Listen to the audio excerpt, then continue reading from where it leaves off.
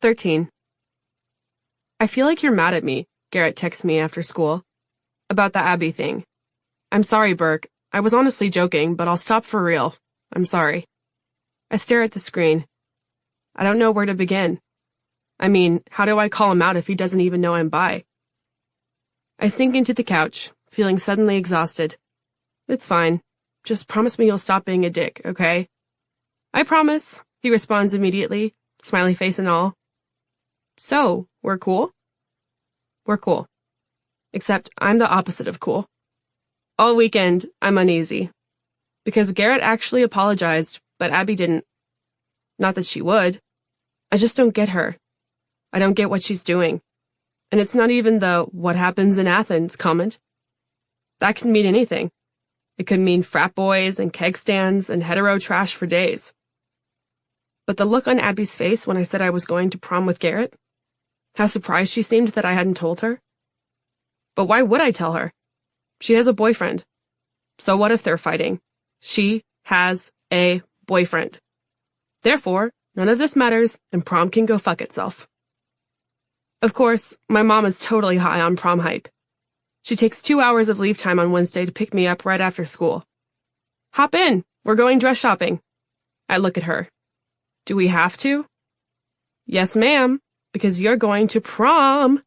She gives it a solid 2 syllables. I'm so excited right now. It's like we're from 2 different planets.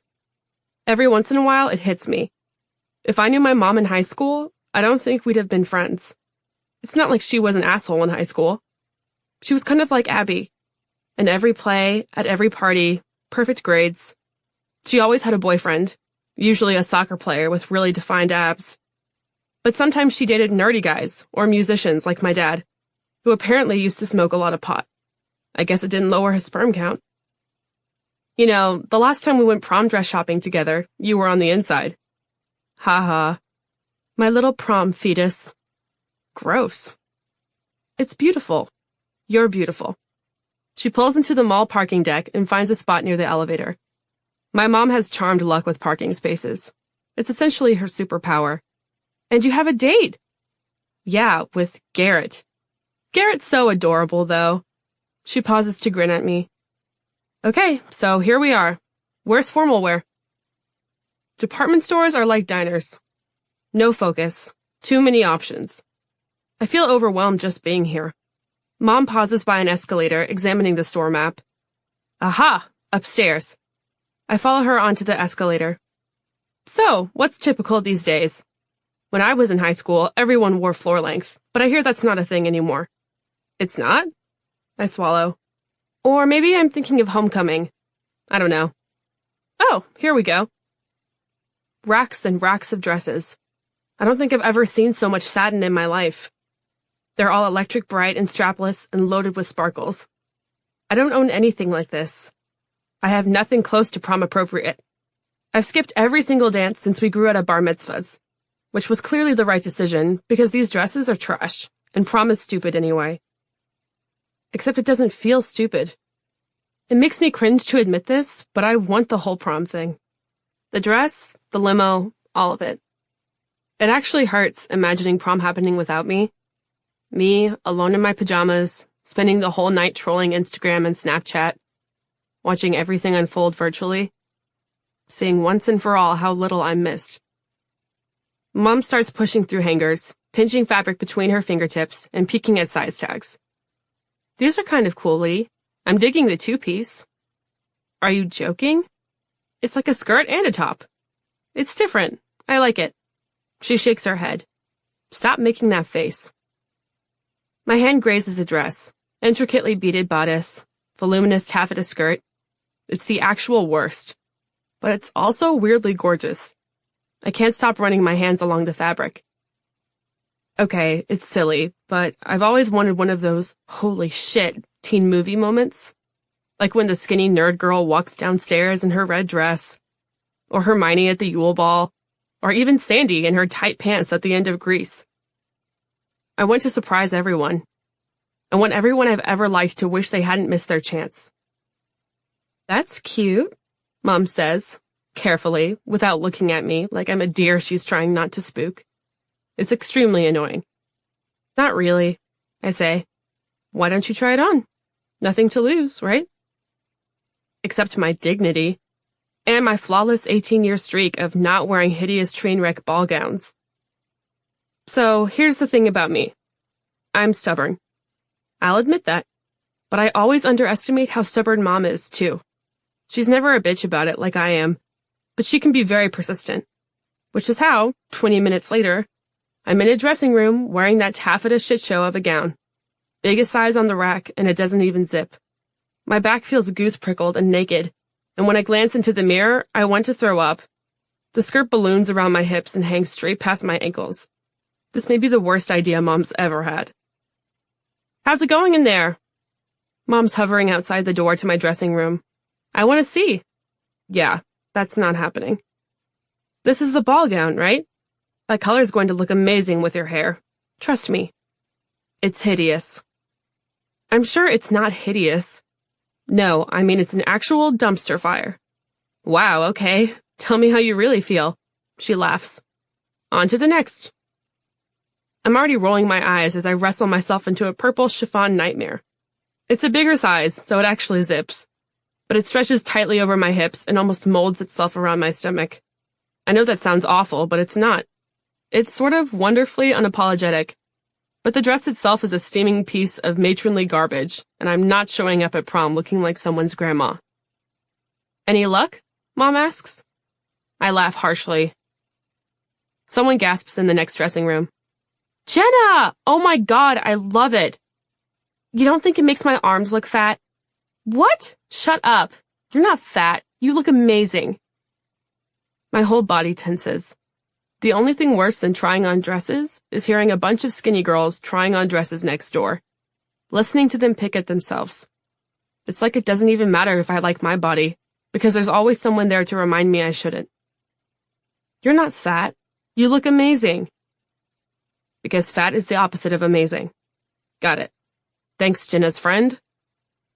Should I try the size 4, or will that just be huge? Jenna asks. Jesus Christ. But Mom presses onward, and I snap back to earth. Did you try on the yellow one? I mean, it's barely yellow, more like pale yellow gold. And it's printed with bright, multicolored flowers, tiny on the bodice, growing bigger toward the edge of the skirt. I hate yellow. And florals. I should hate the crap out of this dress. But I can't explain it. It's just so badass. No one wears a floral prom dress. It's sort of fitted with a sweetheart neckline, and I guess the skirt is really an A-line, but there's a layer of white tulle underneath. I don't know. I fucking love it. I'm sure it won't fit me. I'm sure it was made for a girl like Jenna from the next dressing room, whom I'm definitely picturing as Zoe Deutsch. No question, this dress would look amazing on Zoe Deutsch. But I guess I'll try it anyway.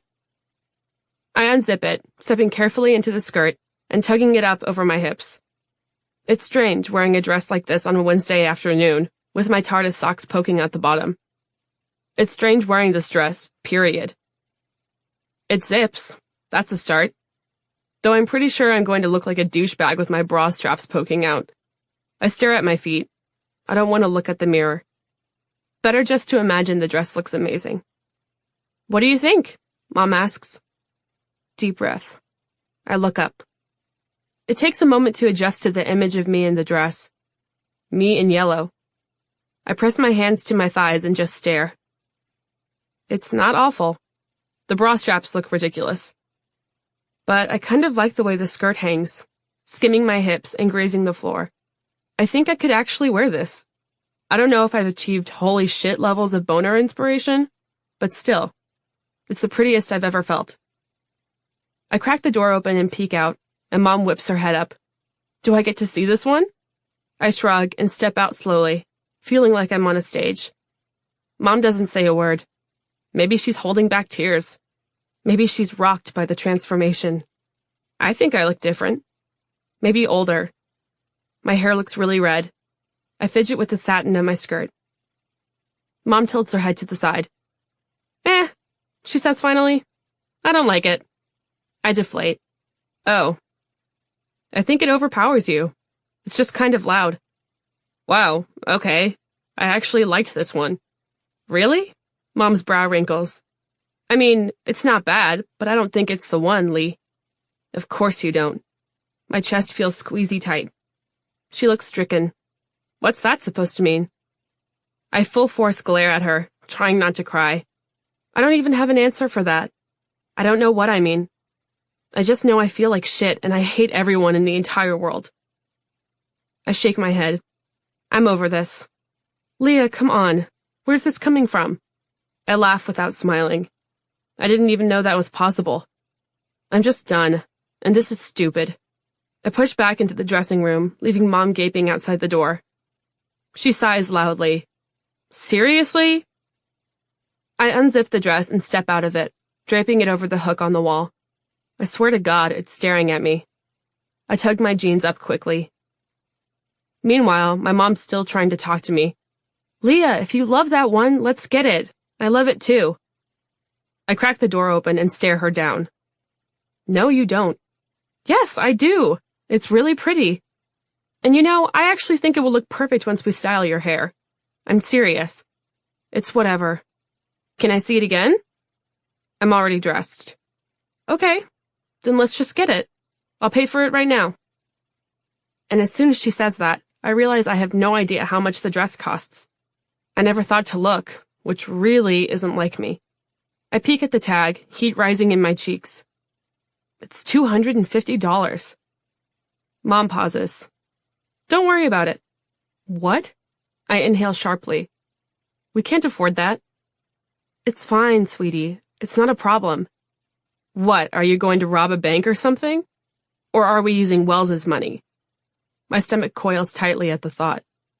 Leah, don't you dare give me that look. I'm just saying. I don't want to hear it, she snaps. It seems to echo off the ceiling. There's this pit in my stomach. Neither of us speaks. You don't even like the dress, I say finally. Leah, I do like the dress. She closes her eyes briefly. And this is something I'd like to do for you. This doesn't have to be complicated.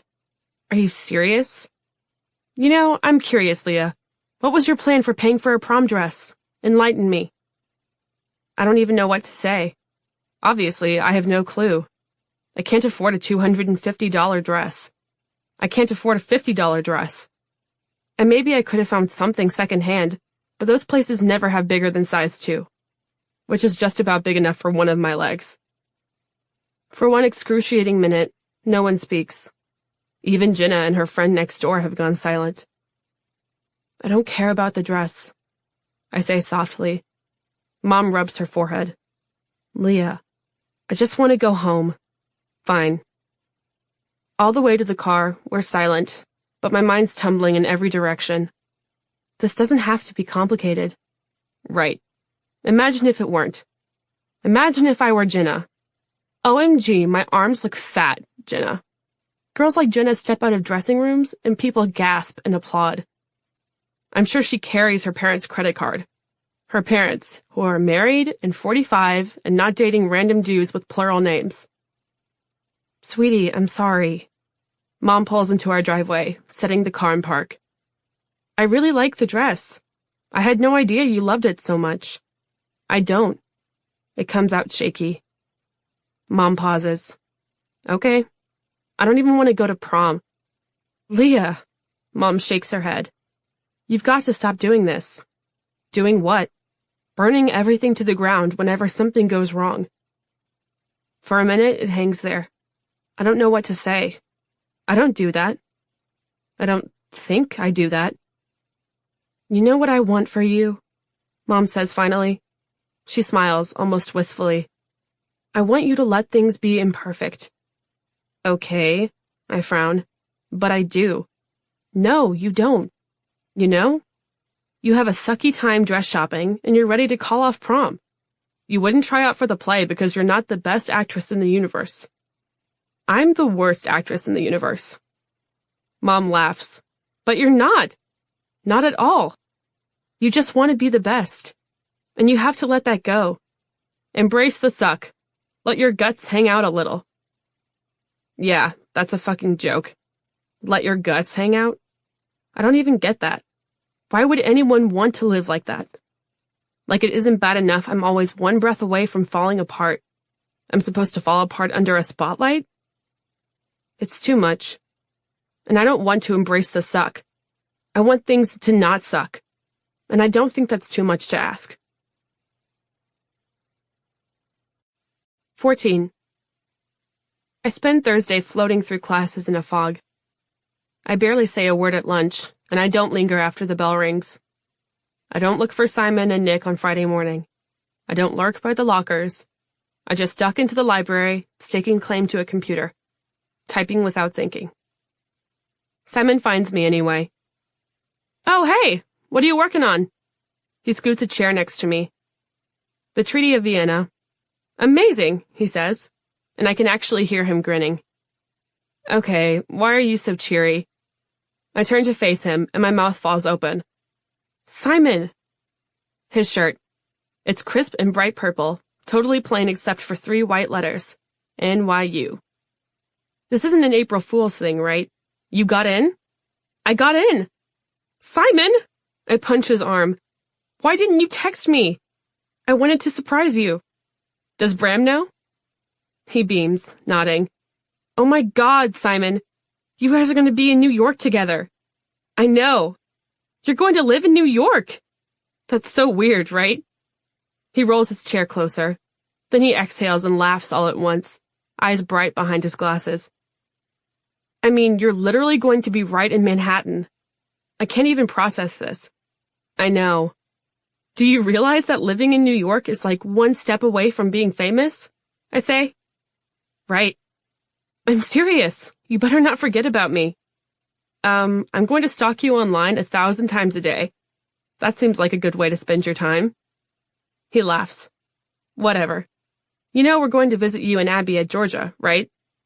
Right. I still can't believe you guys are road tripping together. If you guys end up as roommates, I swear to God. I pause. You swear to God what? I don't know. I swear to God I will smile approvingly. Is that a threat? He smiles. I just really like the idea of you guys being friends. Something tugs in my chest. I feel strangely offbeat. I try to shake off the feeling. So, are you still going on your college tour, or is that kind of moot now? The first period bell rings, and Simon stands, tugging the straps of his backpack. No, I'm going.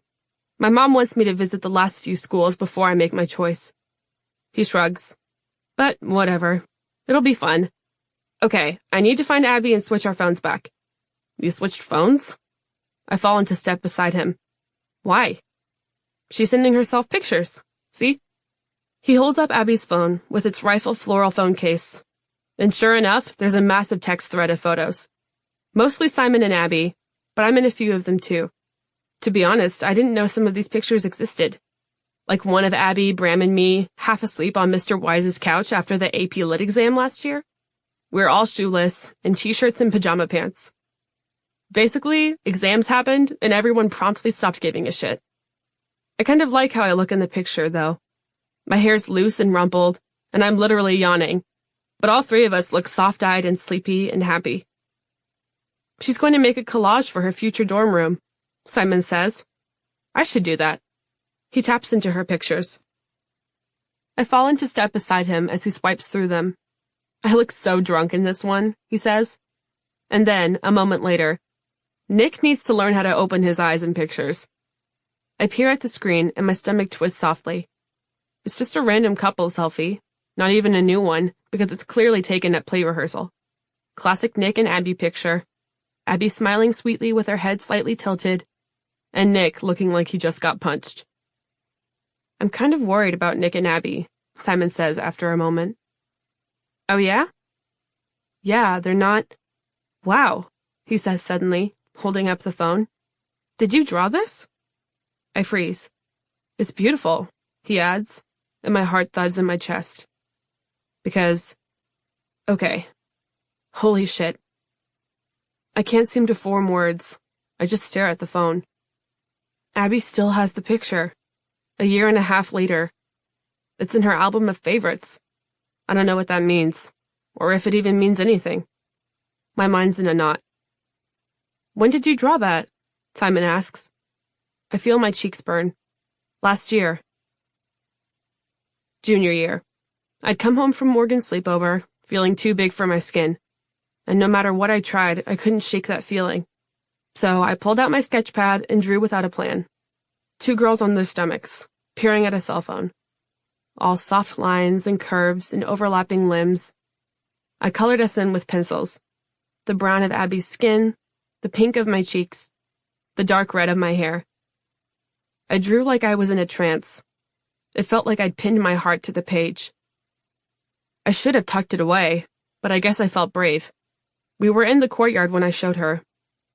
I used to wait with her there after school when her bus was late. It was September 19th, a Friday, the day before my birthday, and the air felt crisp and new. I hadn't even brought my sketchbook that day, but I'd taken a photo of the drawing on my phone. "You can't laugh," I told her. She laughed as soon as I said that. I could barely sit still, my heart was beating so fast. I passed her my phone and then stared at my knees. She was quiet for a few excruciating moments, and then she turned to me at last. "Leah." I looked up to find her staring at me, silent. Her mouth was twisted up at the corners. "It's really rough, obviously." "I can't believe you drew that," she said. Wow. It's nothing. But it didn't feel like nothing. It felt like a love letter. It felt like a question. She sighed. "I love it so much. Leah, I'm going to cry." "Don't cry," I said.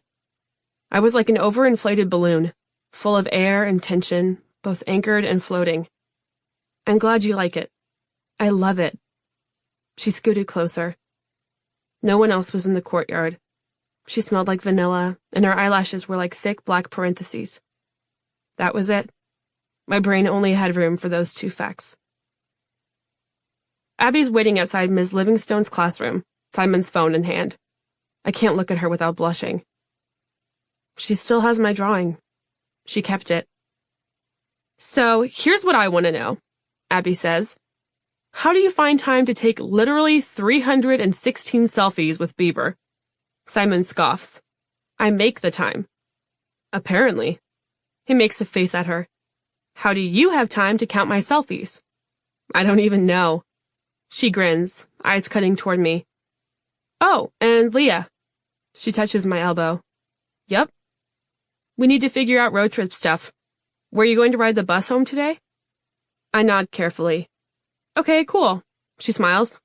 "So, I've got my mom's car, and I was wondering if maybe we could do Wahoo after school. Then we can hammer out the plans, and I can drive you home afterward." Yeah, I swallow. "Sure." "Yay! All right, I have to get to calc, but okay, great. I'll meet you outside the atrium?" I nod, feeling dazed. I feel Simon studying my face, lips pursed like he's about to ask me something. God, I don't want to talk about the drawing, or Abby, or the most pointless crush I've ever had. I mean, Simon doesn't even know I'm bisexual, but he keeps looking at me with his thinker face, nose wrinkled like a bunny's. The weird part is, it should be easy to tell him this. Simon, of all people. It's just that my heart and lungs and pulse don't seem to realize this. "Leah?" he says softly. I swallow the lump in my throat. He's quiet for a moment, and then he looks me straight in the eye. "Do I take too many dog selfies?" See, now I don't know whether to laugh or choke. 7 hours later, I'm in Abby Suso's car. Her mom's car. Whatever. I'm in a tiny, enclosed space with Abby, who's wearing a fucking sundress and tiny moonstone earrings. She hums as she backs out of her parking space. I feel breathless and unsteady. "So we're good to go on the apartment. We can have it whenever we want. My friend will just stay with her boyfriend." Wow, that's really nice of her. Right? I've actually only met her once. She's actually my cousin's girlfriend's friend's sister. I laugh. "What?" I know.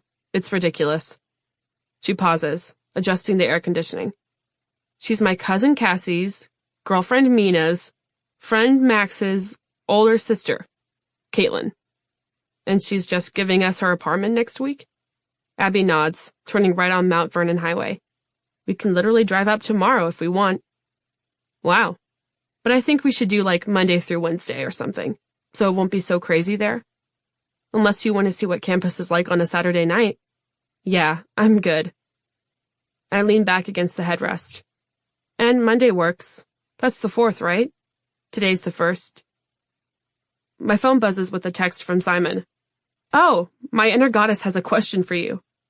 I stare at the screen. He's still typing. Wait. He types again. We aim to please, Miss Steele. And again. WTF, what's happening? I glance sideways at Abby. I think Simon's texting me quotes from 50 Shades of Grey. Abby says. She gets these crinkles by her eyes sometimes, like old people get, but she makes them look young. Abby Suso is single-handedly reclaiming eye crinkles for our generation. Simon texts me again. I think someone hacked my virginity. Phone, not my virginity. Why does it say virginity when I type virginity? I mean Phone. Wait. I stare Abby down. Does this have something to do with you using Simon's phone this morning? Abby shrugs, eyes wide. I don't know. Does it? Holy shit. You're a fucking genius, Suso. My phone buzzes insistently. Leah, why is this happening? I swear this isn't me. It's my subconscious. What? No, stop, he adds. It's my AUTOCORRECT. We aim to please, Miss Steele. How do I fix this? I burst out laughing. I'm screenshotting this. Abby's lips tug upward. This is why you don't lend your phone out on April Fool's Day, Simon. Abby Suso. Who knew she was so evil? I shake my head. I'm legit so impressed right now. Thank you. Sent you a screenshot, I say as we pull into Waffle House. Yes. She turns off the car and taps into her texts.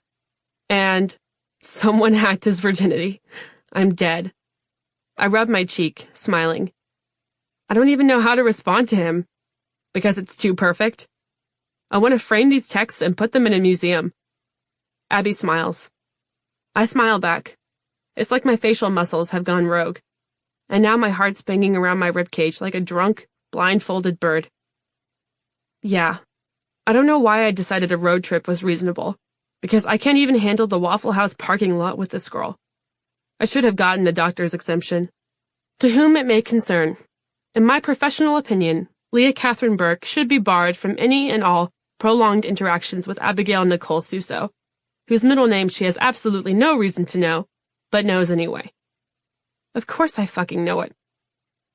I trail a few steps behind her in the parking lot, feeling foggy. Thank God this girl could converse with a rock, because my brain isn't working.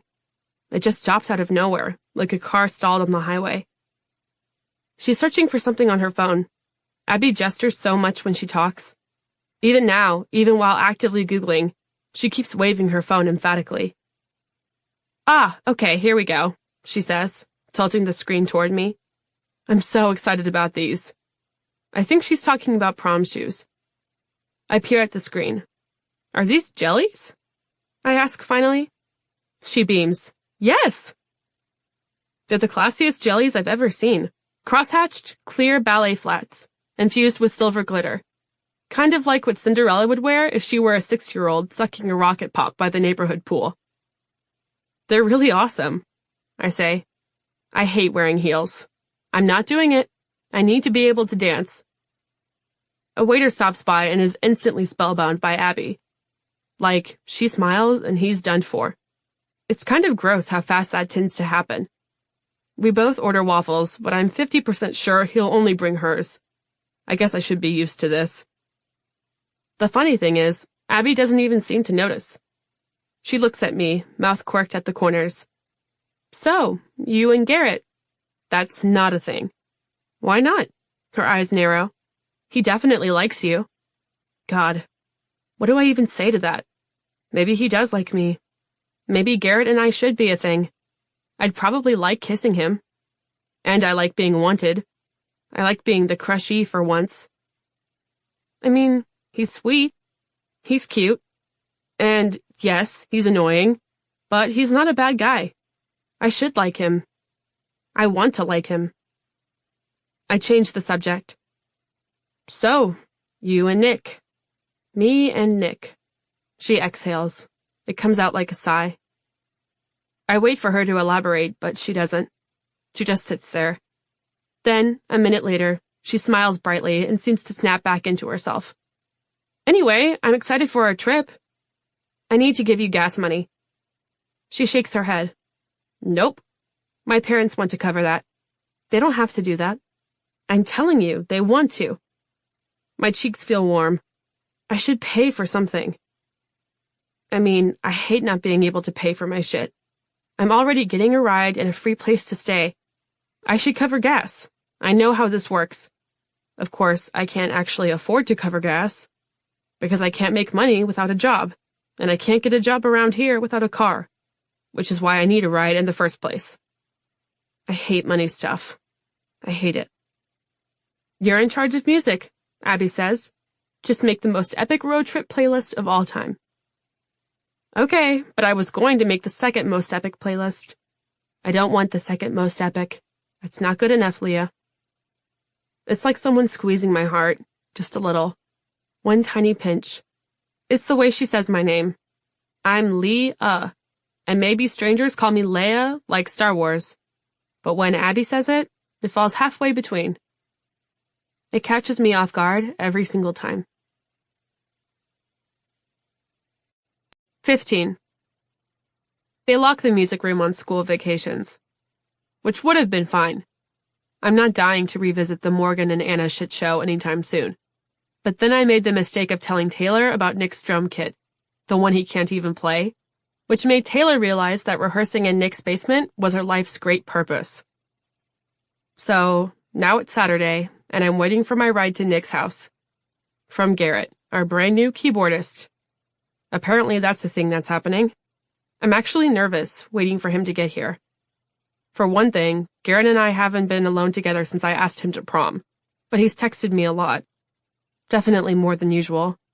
I guess it's starting to feel like Garrett's a question I'll eventually have to answer.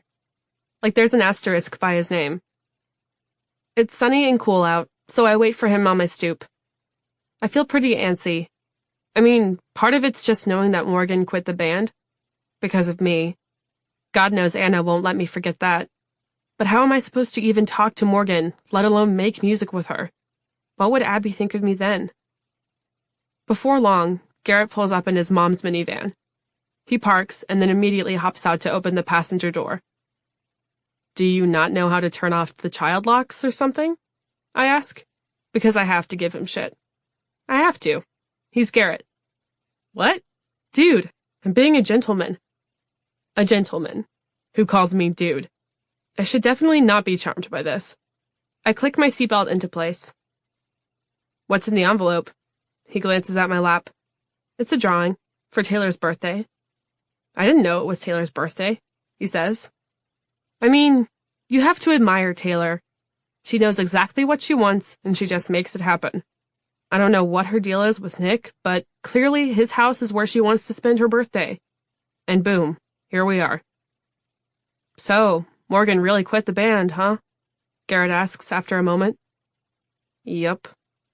Weird. I wonder why. I know why. It's because she doesn't want to deal with me. How could anyone not want to deal with you, Burke? He pokes my arm, and my stomach sort of lurches. Like, how do I even respond to that? She didn't like being called out, I say finally. He stops at a red. You mean about the Abby thing? It's not about Abby. It's about Morgan being racist. Do you think she's racist? You were there. I mean, she shouldn't have said that, but don't you think she's just bitter? She'd just gotten rejected. I whip my head toward him.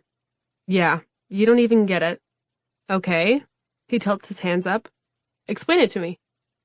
I mean, Morgan 100% implied that Abby got into Georgia because she's black. Right. And obviously she's wrong about that.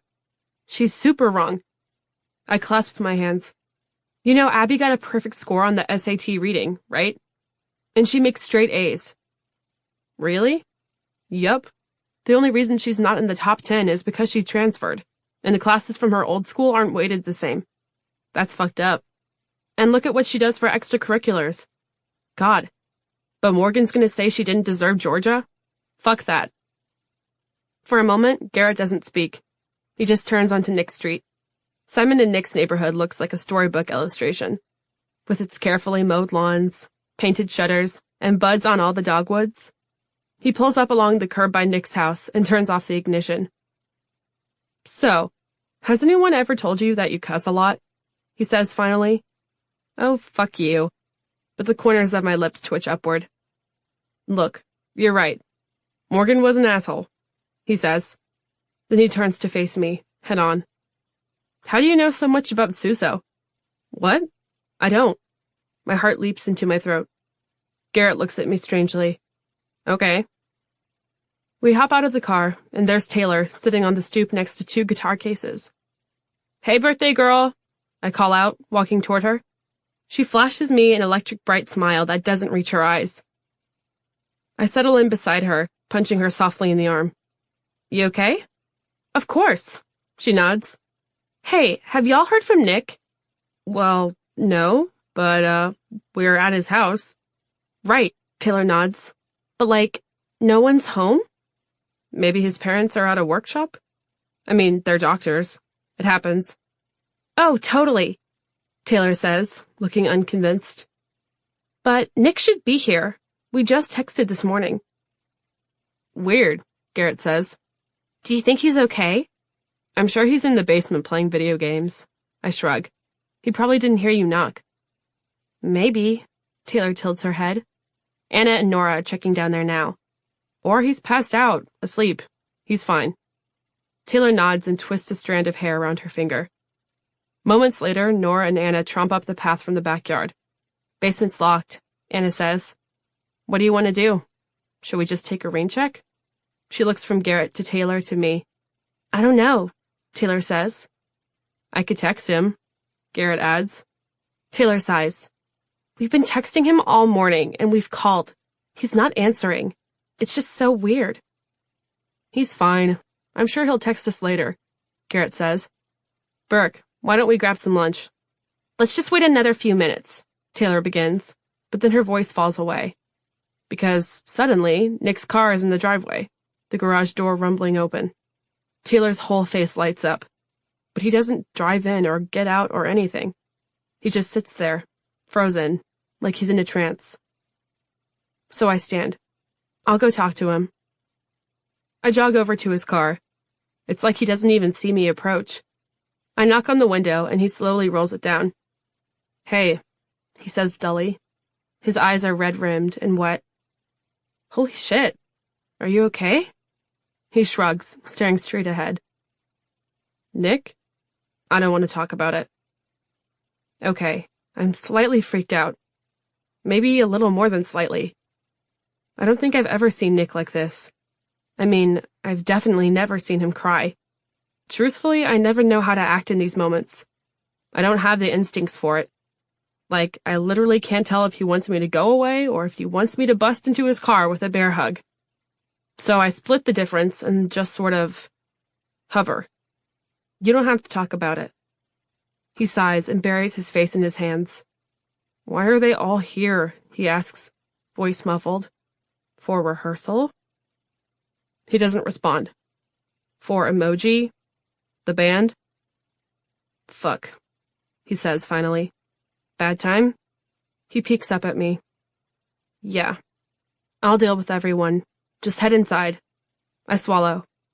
Seriously, are you okay? I don't know. I just want to be alone. He sighs. Anyway, thanks. No problem. I pause. Then, before I can overthink it, I stick my hand into the open window and ruffle Nick's hair. Because I'm that awkward. But he smiles a little, so it's worth it. He slides the window up again as soon as I step back. Then he drives straight into the garage, turns his car off, and shuts the garage door without looking back. I walk back to the stoop, and Taylor leaps up right away. What happened? Is he okay? He'll be fine. I bite my lip. He said he wants to be alone, though. Oh. Taylor looks crestfallen. Anna shrugs. Works for me. Garrett jangles his car keys. You ready, Burke? But Nora presses a hand to my arm. Wait, Simon says he'll kill me if I don't bring you back to our house. She holds her phone up. He says it's an emergency. I freeze. An emergency? I'm sure it's not an emergency. He's just being Simon. I nod, but now I'm thinking about Nick's shiny red eyes. There's this clammy feeling in my chest, which is just how it felt when my dad left, right before my mom broke the news. It's like my body knew first. So maybe it really is an emergency. Maybe something really bad happened. I follow Nora up the road, leaving Garrett visibly deflated. But I can't worry about Garrett right now. I almost asked Nora if I should run back, just for a minute, just to check on Nick. But then I think of how quickly he shut that garage door. And he did say he wanted to be alone. I don't want to bust in on his alone time. God, this whole friendship thing. You'd think I'd have a handle on it by now. Simon's in his driveway waiting for us, perched on the hood of his car. He slides down as soon as he sees me. Thank God you're here. He hugs me tightly. Ugh, Leah, everything's the worst. My heart thuds. What happened? Hop in. Already he's opening the driver's side door. Nora lingers, looking concerned. Simon waves her off. I'll fill you in later. Nora rolls her eyes. I slide into the passenger seat. What's going on? My stomach twists nervously as I turn toward Simon. Sigh, you look like you're going to cry. I might. He sighs and turns the car on. Did Nick tell you? Tell me what? Abby broke up with him. The whole world seems to pause. Abby broke up with Nick? He nods, slowly, and backs out of the driveway. When? This morning. Like 30 minutes ago. I just got off the phone with her. Holy shit. Yeah. He sighs faintly. And for a moment, I'm silent. Sometimes I swear there's a little knob beside my heart. It's as if someone reached in and dialed it ever so slightly to the right. One notch faster. Okay, I say finally. Wow. Do you know why? I mean, sort of, says Simon. I haven't talked to Nick yet, but going by what Abby said, she just didn't want to be in a long-distance relationship. I pause. Right. Which, I'm sorry, but that's ridiculous, right? Simon says hoarsely. Like, seriously? You're not even going to give it a shot? It's like, hey, look, I've got this amazing relationship, but it's a tiny bit inconvenient, so let's just end it. He turns onto Mount Vernon Highway, lips pressed tightly together. I turn toward the window, my heart in my throat. Maybe it's not an amazing relationship, I say. What? It's Abby and Nick. Okay. They're like a legend. They're perfect, he sniffs. They're OTP. But they're not, I say softly. And maybe this is out of left field, but I find myself thinking about Taylor. About the way Nick and Taylor were maybe definitely flirting at Martin's cast party. About Taylor's new obsession with Nick joining the band. Maybe something's actually been going on. Except, I don't know. I don't think Nick would cheat. And especially not on Abby. God, he's so moony-eyed for her. I'll never forget the way he looked the first few weeks they were dating. He had that particular kind of nerdy boy swagger. That back and forth between braggadocio and wonder. And of course, it's right before prom. Yikes. Simon shakes his head. What are we going to do? Well, how did they leave things? I mean, Abby's like, oh, it's amicable, we're still friends, etc., you know, Simon says. But Nick? I don't know. He, didn't look happy, I say. Do you think I should call him? Simon exhales. Actually, maybe I'll just drop you off and head over there. That works. This is going to be fine. He nods quickly, like he almost believes it. Then he glances at me. But I need a tiny favor. How tiny? Okay, not that tiny. You have to talk to Abby. My stomach twists. What? You guys are leaving on Monday, right? I nod slowly, Leah, you have to talk to her. This is just... I don't know. He shakes his head. Like, I'm not trying to get in the middle, but this is just unnecessary, right? There's literally no reason for them to break up right now. Abby's just assuming it's not going to work. He turns onto my street, gripping the steering wheel hard. Why can't they just try it out and see how it goes? Simon, we don't get to decide that for them. I know that. Okay. Simon pulls into my driveway and then puts the car in park. I'm just saying you could talk to her, he says, after a moment. I bet she'd listen to you. Psh. Seriously, she, super respects you. Though she's sort of intimidated by you. I narrow my eyes. Why? I don't know. Because you're intimidating? I shove him, and he smiles. For real, though. She just thinks you're really cool, with the band and everything. So I think she'd listen to you. That's not... I trail off, blushing. Just talk to her, okay? Simon leans back in his seat, rolling his head toward me. Just... maybe you could remind her how awesome Nick is, and how great they are together. And then I'll work on Nick, and we can keep each other posted? Yeah, I really don't think we should be meddling in this. This isn't meddling. We're just looking out for our friends. You want them to be together, right? The question hits me like a punch. I feel my whole body clench around it. I mean, obviously I want them to be together. I want them to be happy. I don't want any tables flipped at prom. But the thought of bringing the topic up with Abby makes me gag. Please, just talk to her. I'll try, I say softly.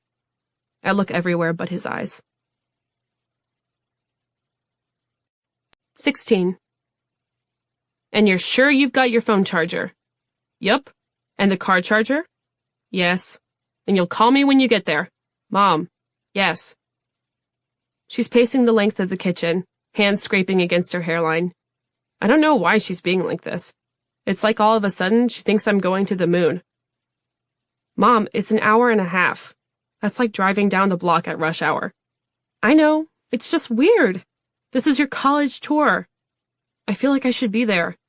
She sinks into a chair, resting her chin on her purse. I don't like missing this stuff.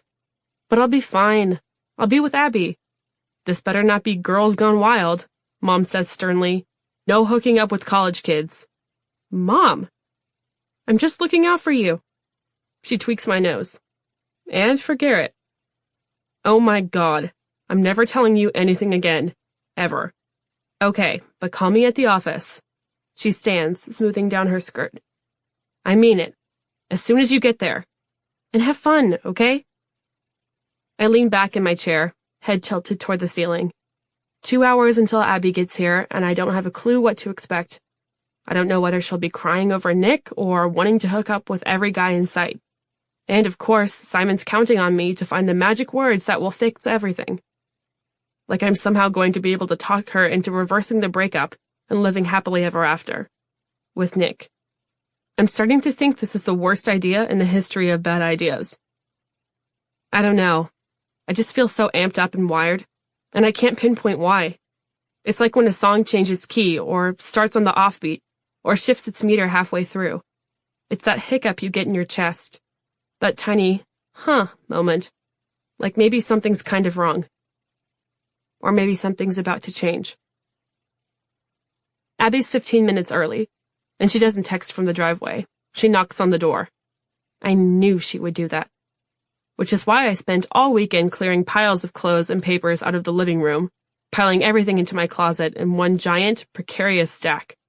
From the doorway, the living room looks almost normal, even though the couch is kind of patchy and faded, and the wallpaper is from the 90s. At least you can see the floor now.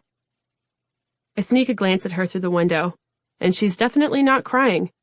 She actually looks pretty cheerful. To the point where I'd think she and Nick were back together if I hadn't gotten a mopey update from Simon just this morning. But I guess Abby's the smile-through-anything type. For all I know, she's secretly heartbroken. I slip out through the door before she can step inside. It's cloudy and cool out, cold enough for my Hogwarts cardigan. I'm finally reading that, Abby says, pointing to the Slytherin crest. I was bullied into it. By Simon? And my cousin Molly. She spammed me with quotes for a week straight. My hero. Abby smiles. I like it so far. I'm halfway through the third one. You like it? I almost sputter. Abby likes Harry Potter? That's like saying Mr. Rogers was nice. Reese King is decent looking. You can't just like Harry Potter. You have to be balls out obsessed with it. The breeze catches her hair as she roots for her car keys. She's casual Abby today. Curls and skinny jeans and a loose blue sweater. She pops open the trunk, and I set my duffel bag next to her little rolling suitcase. Her mom's car is kind of old, and the trunk is filled with books and stacks of papers. It's strangely reassuring, seeing the clutter. I always expect everyone else's lives to be immaculate. So let me put Caitlin's address into the GPS, she says, and then we'll queue up the second most epic, bottom-tier bullshit playlist you worked so hard half-assing. She grins up at me. Wow.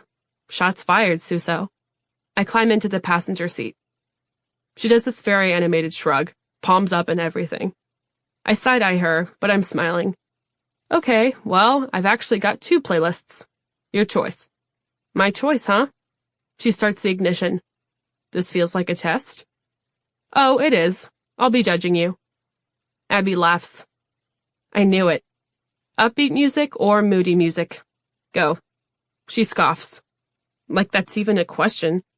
I assume that's code for, I'm Abby Suso and I want happy. As opposed to, I'm Leah Burke and I want to cry all the way to Athens. Psh, I don't cry. See, now you've just issued a challenge. I grin at her. I see. Wow. So this is strange. She's certainly not crying over Nick. She's acting like she's never cried in her life. And this teasing. Even when we used to be friends, we were never like this. I've never been able to pull my shit together enough to talk to her like a normal person, and banter wasn't even in the realm of possibility. But it's like a tiny door just opened inside my brain. I feel weirdly clear-headed. For once, I can keep up with her.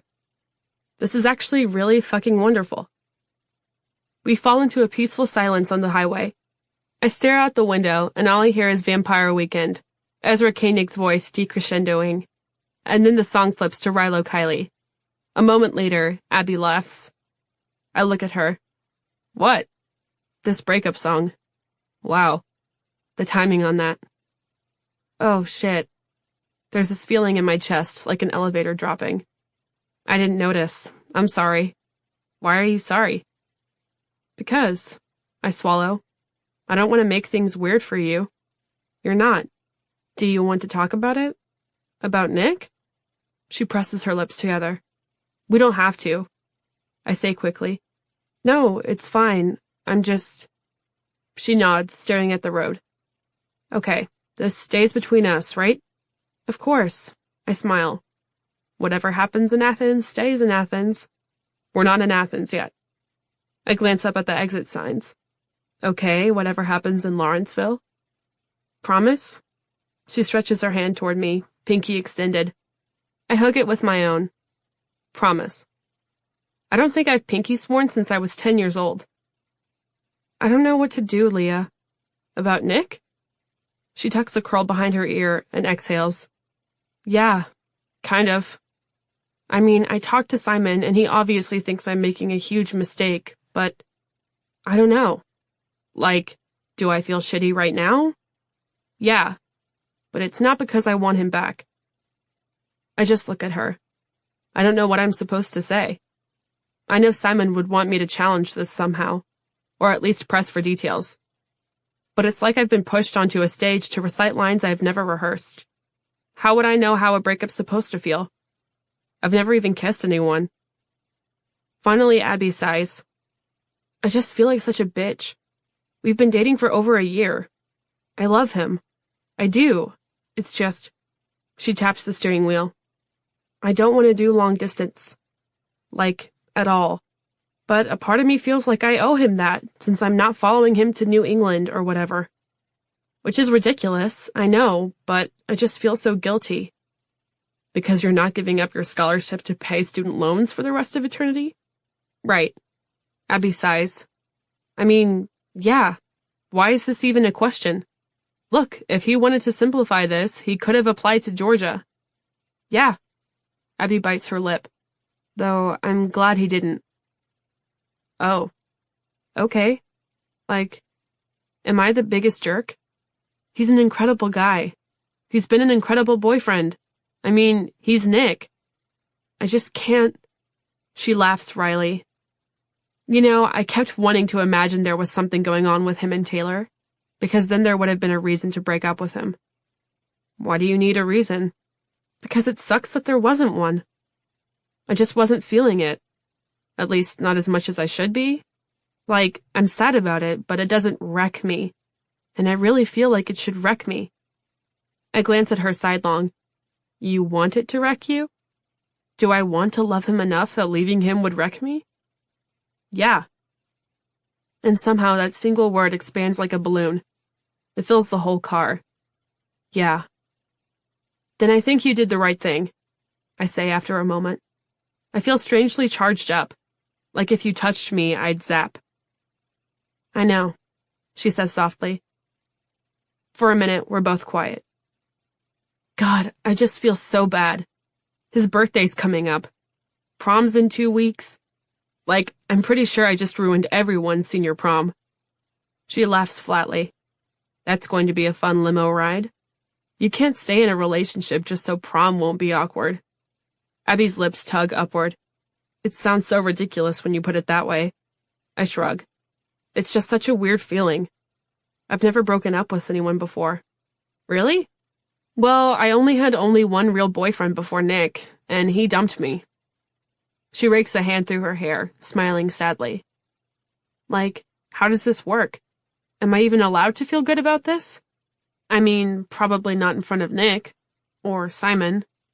Yeah, she laughs out loud. God. Boys are just so... Ugh. I'm never dating one again. Maybe you should date girls, I say. She grins. Maybe I should. I turn quickly toward the window, face burning. Just, holy fuck. I said that. I didn't plan to. I don't know where it came from. But I said it, and it's out there, thickening the air between us.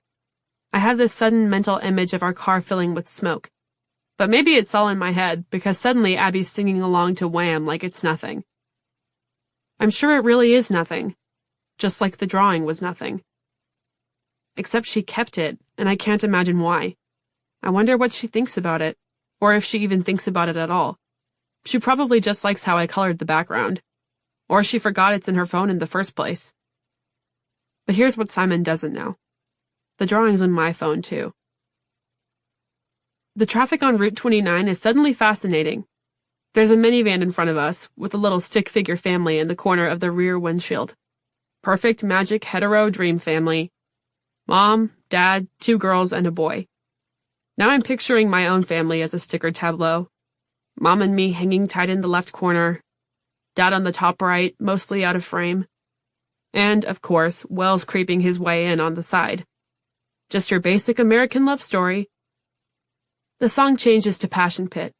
Way too upbeat. I should have picked the moody playlist.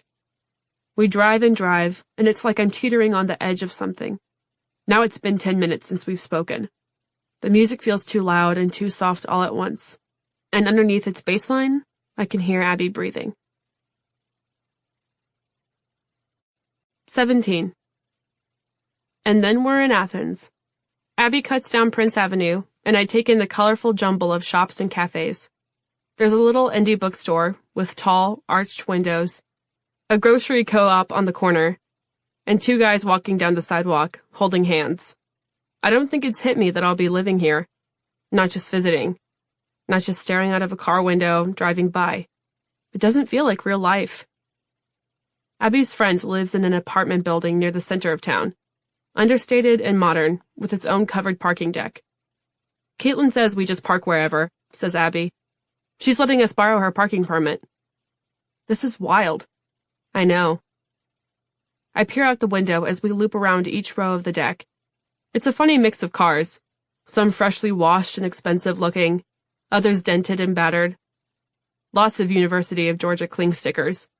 Apparently, almost everyone who lives here is a student. We find a spot on the 3rd level, ride an elevator to the lobby, and sign our names on a sheet at the front desk. Then we take another elevator to the 6th floor, where Caitlin's apartment sits, halfway down a long, carpeted hall. When she and Abby see each other, they shriek and hug in the doorway, even though I'm pretty sure they've met literally once. Honestly, how well can you know your cousin's girlfriend's friend's sister? But it's Abby, so who knows? "And you must be Leah," Caitlin says. "Here, let me grab your bags." We follow her into a sunny, open kitchen with marble countertops, chrome appliances, and cheerfully stacked Fiestaware. It looks so perfectly adult.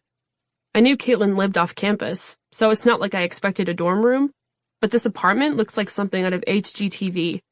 I didn't realize college sophomores could live like this. So this is it. Bedroom, bathroom, I've got the Wi-Fi password written down, and you have my number. You guys are going on a tour tomorrow, right? Abby nods. In the afternoon. Cool. Well, if you're up for it, my friend Ava is having people over tomorrow night. They live downstairs. It's literally this exact apartment, but on the 5th floor. Leah, you would love them. They're a drummer. That casual singular they. It isn't even my pronoun, but it feels like a hug. Because if Caitlin's unfazed by her and be friends pronouns, she'd probably be unfazed by me being bi. Anyway, I can text you the info. So, it's a party? Abby asks. Caitlin shrugs. I guess so. Not really, though. I think it's going to be super chill. She twists her hair back and releases it. You guys should totally stop by. And here's the parking permit. You can just prop it near your windshield. I should do that now, Abby says. Perfect. I'll walk you to the parking lot. And I guess that's everything. Thank you, I say. Seriously. Oh my God, of course. She hugs me, and it's like hugging a flower. It's like that with skinny people. I'm always terrified I'll crush them. They leave, and suddenly I'm all alone in this stranger's apartment, but I hear Abby's giggle all the way down the hall. I call Mom at the office. There you are! I was starting to worry. How was the drive? Good. That all you're giving me? Good. It was amazing, I say. It was unicorns vomiting sunbeams. I push aside 2 fuzzy white throw pillows and sink onto the couch. And Abby's good? Yep. Run into any hotties yet? Mom, I'm just asking. Okay, first of all, we've been here for 5 minutes. Second of all, don't say hotties. I roll my eyes. And I'm not hooking up with anyone. Okay, but you know the drill. Dental dam. Condom. Mom's golden rule. Not super relevant, considering I get no action. And even if I did, it sure as hell wouldn't be on this trip. Not in Caitlin's apartment, and definitely not in front of Abby. I can't imagine bringing a girl home. Abby wouldn't even know what was happening. I'm 99% sure she thinks I'm straight. Even Simon thinks I'm straight. I feel weird about that sometimes. The fact that Simon's out to me, but I'm not out to him. It's like when Leia says, I love you, and Han Solo says, I know. Like everything's slightly off balance. It bugs me. But the thought of telling him now makes me want to throw up. I should have told him a year ago. I don't think it would have been a big deal then, but now it feels insurmountable. It's like I missed a beat somewhere and now the whole song's off tempo. And that's pretty much how I feel when I end the call with Mom. I tuck up against the armrest of Caitlin's couch, but my limbs feel twitchy and restless. I want to explore the apartment, but something about that feels wrong. Maybe it's the fact that I would die before leaving someone alone in my space. I get sick just imagining it. All my dirty clothes and half-finished fan art. I don't get how people walk through life with all their windows wide open. I hear the doorknob turn. Abby's back from the parking lot. She flops down beside me. This place is amazing. I know. And it's a 1-bedroom. How does she even afford that? She kicks off her flats and tucks her feet up onto the couch. I don't even think I'd want that. You mean money? No, I mean a 1-bedroom. I definitely want a roommate. Or a suite mate. A roommate would be cheaper. Cheaper is good, she agrees. She sits up straighter, meeting my eyes. Have you thought about that at all? Roommates? She nods, then pauses. You and I could be roommates. That's what Simon wants. Yeah, I know. He mentioned that. But it's not a bad idea, you know? She has to be kidding. Not a bad idea? Abby living in my bedroom? I'd lose my mind in a week. Or not, she says quickly. Just a thought. We don't even have to decide now. I nod wordlessly. So I asked Caitlin about the party. Okay. I frown. Apparently it's just a few people hanging out. Like, just a Tuesday night thing. She bites her lip. I don't think it's even a real party. Let me guess. You want to go. Only if you're going. Yeah, I don't know. Maybe we could just stop by for a second. She scoots closer, hands clasped. Just to cheer me up after my breakup? I scoff. You dumped him. But I still feel shitty about it. And a party will fix that? Definitely. I pause and then sigh. See, this is why we can't be roommates. What? Why? Because you'd make me go to parties.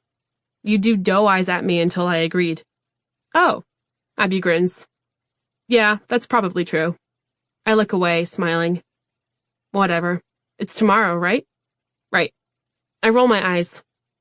All right, but I'm not drinking anything. Ah! She presses her hands to her cheeks. I can't wait. Leah, we're going to an actual college party. No, I'm serious. This is going to be so awesome. Do you realize this is the beginning? The beginning of what? She sinks back, smiling dreamily. Of real life. Of adulthood. That's terrifying. It's amazing. I roll my eyes, but when she smiles at me, I can't help but smile back.